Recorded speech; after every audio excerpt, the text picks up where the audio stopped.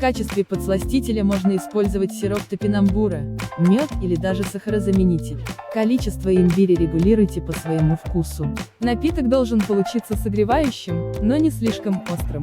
В случае необходимости напиток можно разбавить теплой водой. Нам понадобятся следующие ингредиенты.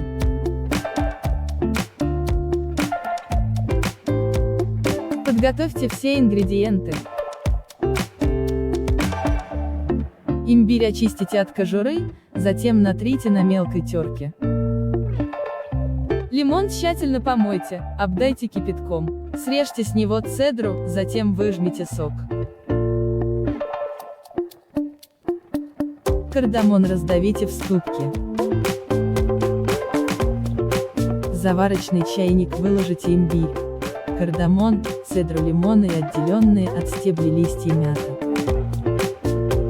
Влейте горячую воду, накройте чайник и укутайте в полотенце, оставьте настаиваться на 1 час. Добавьте в чайник лимонный сок и подсластитель. Все перемешайте. Имбирный напиток при кашле готов.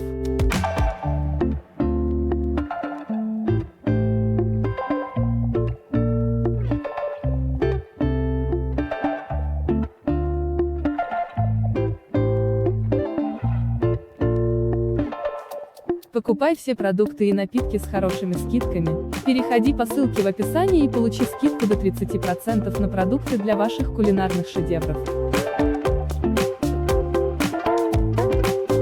Подписывайся на наш канал «Еда с перчинкой». Всем вкусненьких блюд!